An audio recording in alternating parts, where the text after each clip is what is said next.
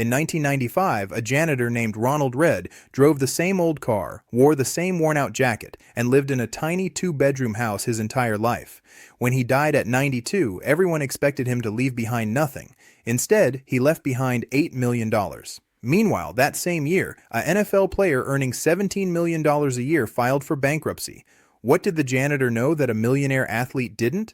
Stay until the end, because the answer will completely change how you think about wealth.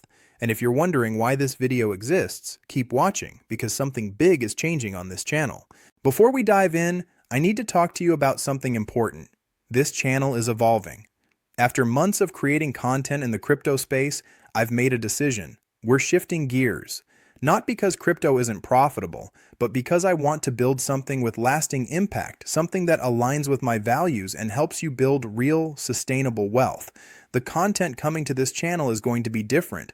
We're talking about the psychology of wealth, how millionaires and billionaires actually think, the financial strategies they use that schools never teach you, and the mindset shifts that separate the wealthy from everyone else. This isn't motivational fluff. This is real data, real stories, and real strategies you can apply starting today. If you're tired of being stuck in the same financial position year after year, if you're ready to actually understand how money works, then you're in the right place. Hit that subscribe button right now, because what's coming is going to be absolutely transformative. Now, let's get into why most people never escape financial mediocrity. Here's the brutal truth. 90% of people confuse making money with building wealth, and that confusion keeps them broke forever. Let me tell you about Mike Tyson. At his peak, he earned over $400 million. $400 million. He had mansions, dozens of luxury cars, pet tigers, and a lifestyle most people can't even imagine. By 2003, he was $50 million in debt. How does someone earn nearly $500 million and end up bankrupt? The answer is simple but painful. He fell into the high-income trap. This is the first reason most people never get rich. They think wealth is about how much you earn. It's not. It's about how much you keep and what you do with it. Research from the Federal Reserve shows that 78% of NFL players file for bankruptcy within 2 years of retirement. These are people who earned millions. The average American doctor earns over $300,000 a year, yet studies show that 1 in 5 doctors report having a net worth of less than $500,000 by age 65. High income doesn't equal wealth. Now contrast that with Ronald Read, the janitor I mentioned.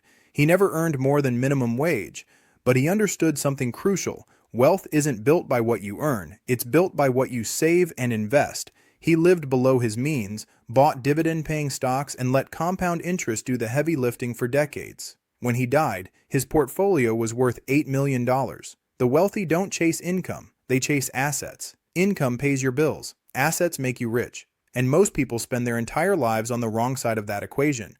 The second reason people stay broke is debt, specifically consumer debt. And here's what makes it so insidious. Society is designed to keep you in it. The average American carries over $6,000 in credit card debt.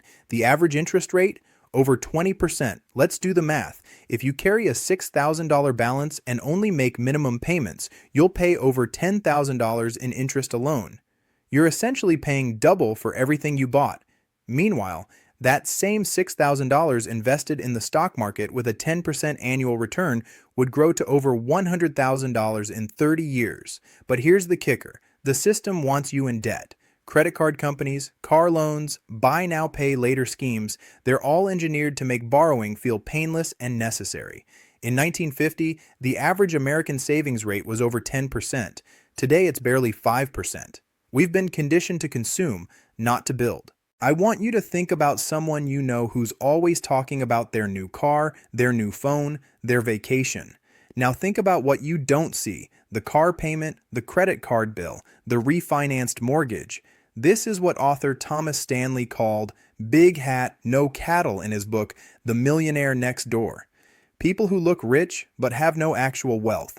Stanley studied over 1,000 millionaires and found something shocking.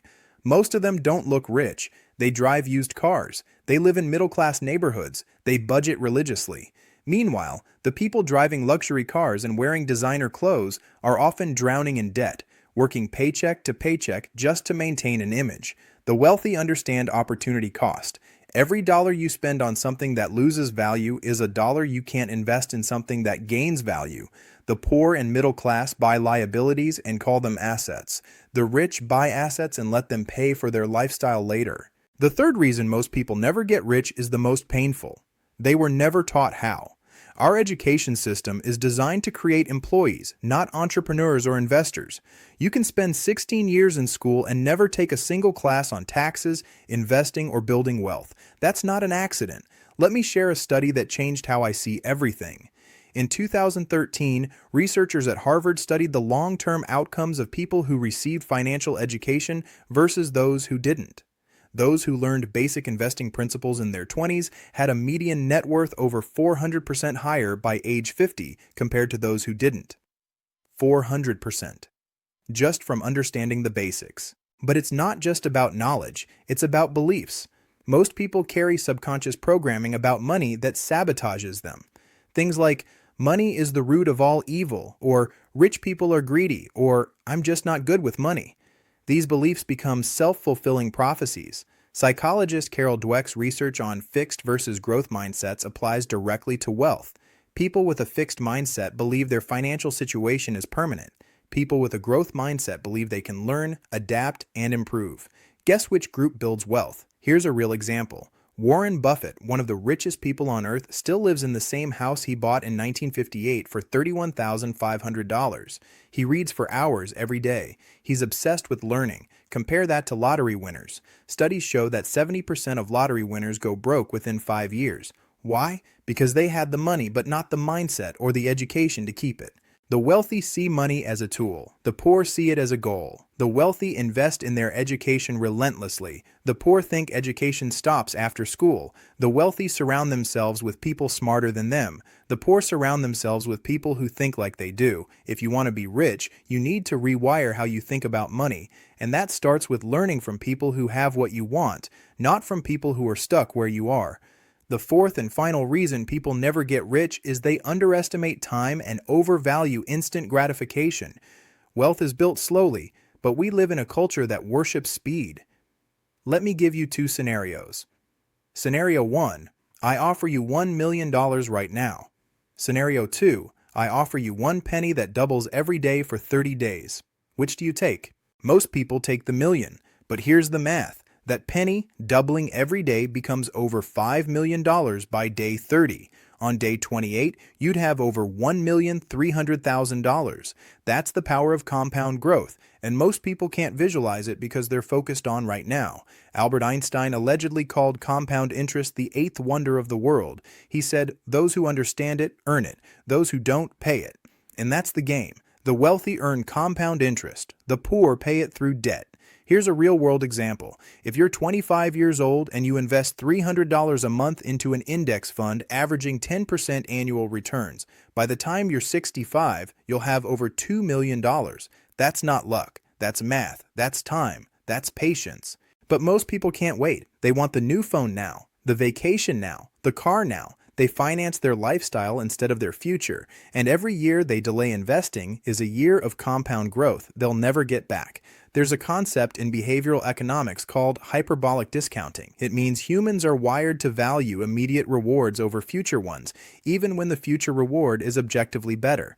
The wealthy train themselves to override that wiring. They delay gratification. They play the long game. Jeff Bezos has a quote, "If everything you do needs to work on a 3-year time horizon, then you're competing against a lot of people. But if you're willing to invest on a 7-year time horizon, you're now competing against a fraction of those people." Most people are playing checkers. The wealthy are playing chess, and the difference is time horizon. So why do 90% of people never get rich? Because they confuse income with wealth. Because they're trapped by debt and consumerism. Because they were never taught how money actually works. And because they can't delay gratification long enough to let time do the heavy lifting. But here's the good news. None of this is permanent. You can change your relationship with money starting today. You can educate yourself. You can shift your mindset. You can start investing, even if it's small. The janitor who became a millionaire didn't have a secret formula. He just did the boring, unglamorous work of saving and investing for decades, and it worked. This channel is going to give you the tools, the mindset, and the strategies to build real wealth. No hype, no get-rich-quick schemes, just proven principles that actually work. If this resonated with you, smash that subscribe button and hit the notification bell because every single video moving forward is going to challenge how you think about money and give you actionable steps to change your financial future. Drop a comment below and tell me, what's the biggest money mistake you've made? Let's learn from each other. The path to wealth isn't complicated, it's just not easy. But you're here, which means you're willing to do the work. And that puts you ahead of 90% of people already. I'll see you in the next one. Let's build something real.